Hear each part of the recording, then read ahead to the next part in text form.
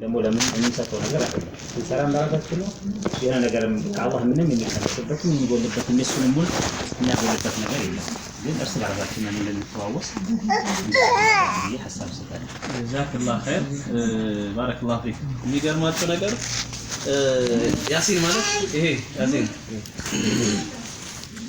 በህይወቴ ምናልባት ሊረሳ የማይችል ፍጹም ሰምተነው ማናቅ ነገር ቀደም ሲነግረኝ ነበር ማልቀስ አልፈለኩም ተወኝ ብዬ ወጥቶኝ ነግራቸው አልፈሻል ግን እሱ ወደ 30 ምናምን ሺህ ደረጃ 36 ሺህ ተከታይ ያለው ሚዲያ ሶሻል ሚዲያ ያለው እሱን በዚህ ልስታውና እንደዚህ ያርግ ያለ ያወራን ነበር በዚህ በቃ 3 ቀን አሁን ቪዲዮ እንትን ያረግ ያለው እየሰበሰበ ያለው እየተቆራረጠ እዛ ይሄ ሐሳብ በጣም ያስጨነቀው ነበር ልክ ነው አሁን ሐሳብ መስጠትና አሁን መልኩ መቆራረጥ በምን መልኩ መሄድ አለበት ይሄ ሐሳብ በጣም ወሳኝ ነው መስጂዳችን የራሱ ሆነ መነጋገሪያ ሚዲያ ይኖረው ማለት ነው ሚዲያ ነው ሶሻል ሚዲያ ማለት በቃ ይሄን አንድ ክፍል ፈጠርክ ማለት ነው የምትነጋገርበት ሐሳብን መስጠትበት ሐሳብ መስወስበት መስጂዳችን የት ነው ያለው ዛሬ የተላለፈ መልእክት እዛ ተቀምጠው የምትሰማበት በጣም ወሳኝ ነው የያሲን ነገር በኋላ ነው የምናቀርበው ግን እቺ ነገር ብቻ ልሰልና እሱ ምንድነው ያሰብነው መሰለህ የራሱ የሆነ የመስጂዱ አንድ ሲም እንግዛለትና የቴሌቪዥን ገዝተን ዝም ብሎ በሰዎች ተቀምጠን እዛኔ ያለብጣዋለሁ ለዛ ተከታዮችን ያለው አብራራልን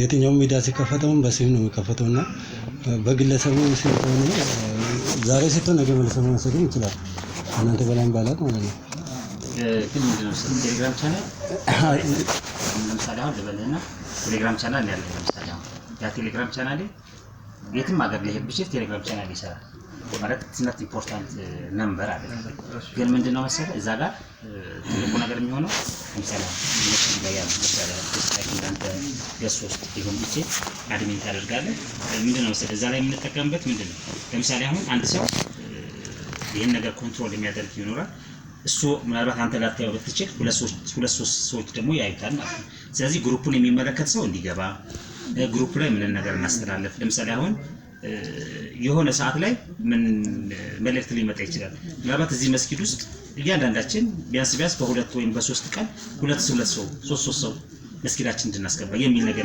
ሊኖር ይችላል በዛ ለምሳሌ አሁን ይሄ ሳምንት እንደዚህ አይነት ነገር ሊኖረው ቢችል ሁላችንም ደግሞ ሁለት ወይም ሶስት ወንድም ማስገባታችንን እዛ ላይ የምንናገርበት ማን ገባ ምን ገባ የሚለው ነገር ማለት ነው ማለት በእንደዚህ አይነት በተለያየ አይነት ኢሹ ማለት ነው ስለዚህ ምናልባት አሁን ሶሻል ሚዲያ አሁን በአሁኑ ሰዓት በጣም አቀላል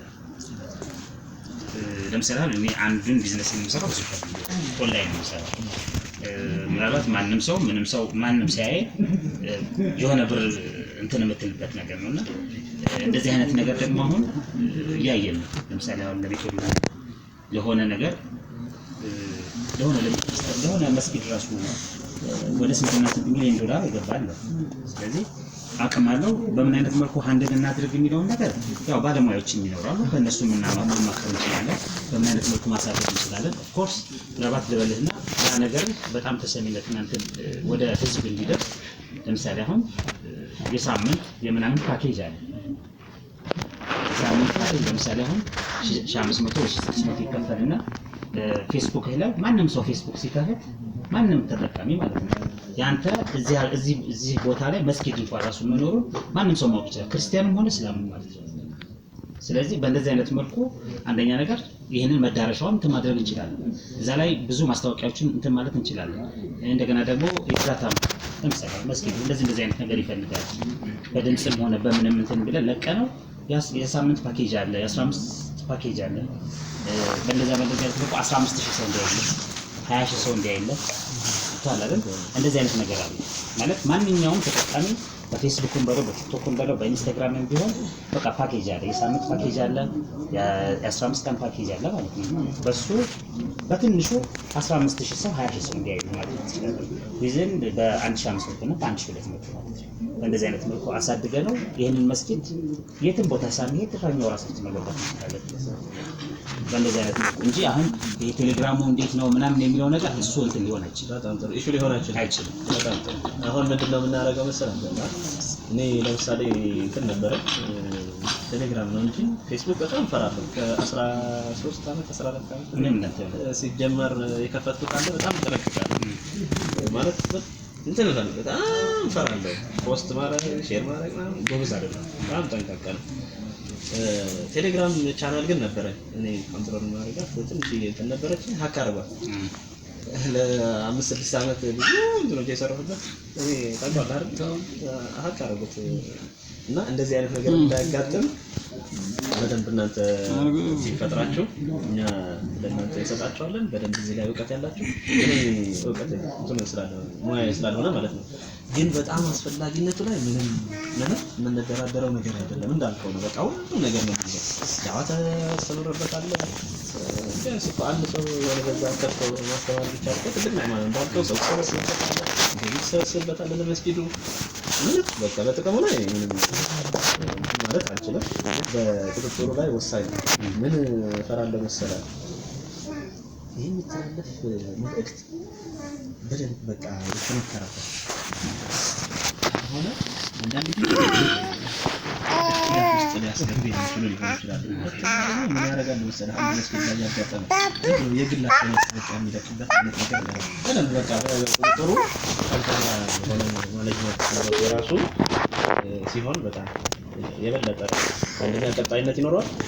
የታማኝ ይሆናል ማለት ነው። በቃ በሳል ሰዎች ይዘውት ሊሆን የተሻለ ነው። በጣም እንግዲህ እሱ ላይ አሁን ምንድነው መሰለኝ እንዳልከው ነው። በደንብ ፎሎ አፕ ይፈልጋል።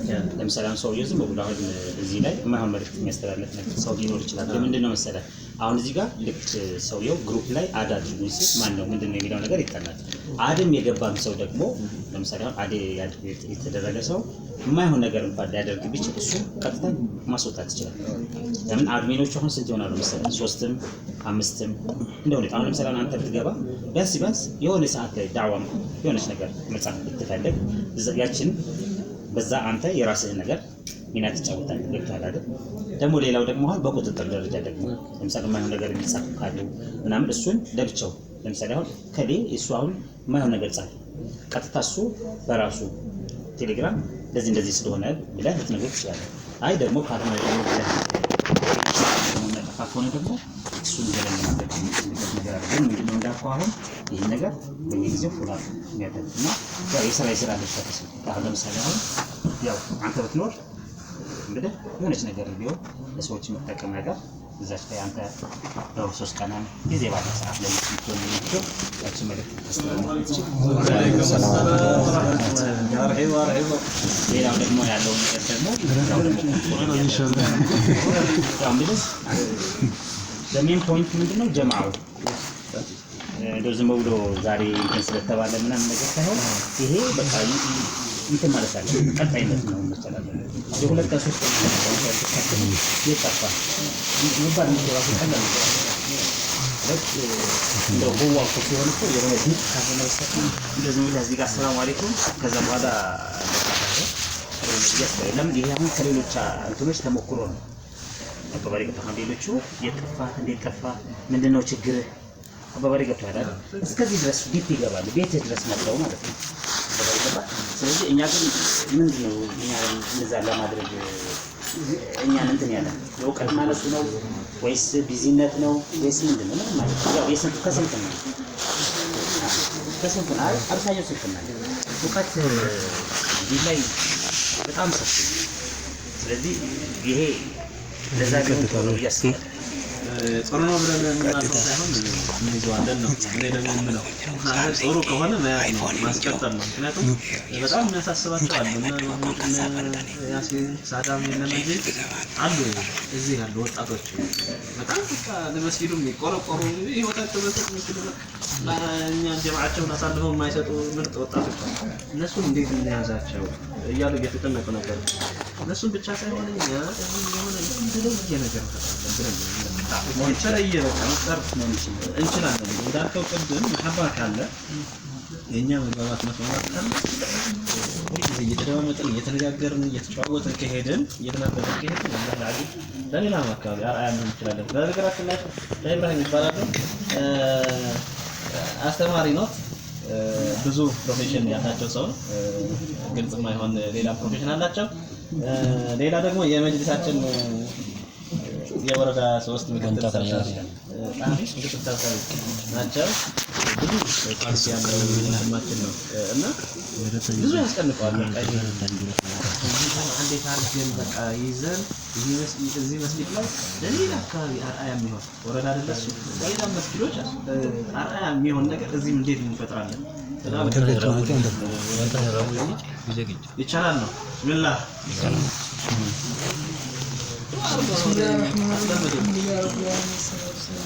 ሰለላሁ ዐለይሂ ወሰለም አላህ ሱብሓነሁ ወተዓላ እንደዚህ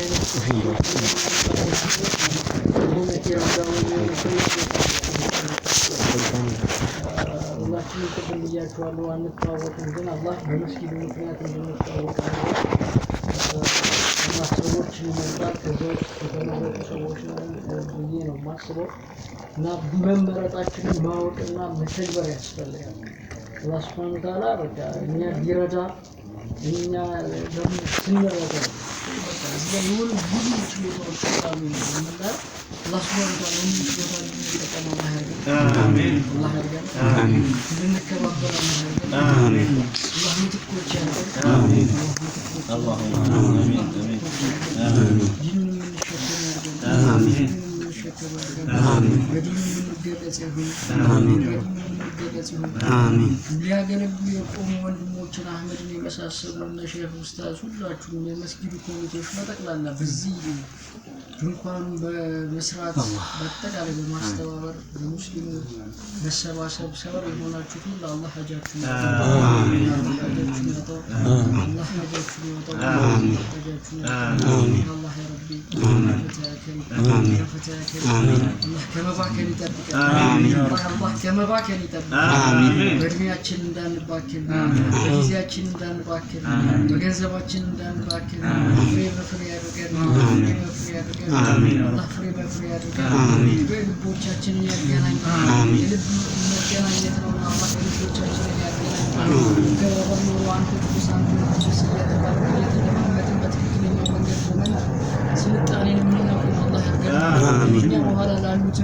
ከእኛ በኋላ ላሉትም ለትውልድ የምንጠቅም አላህ ያድርገን።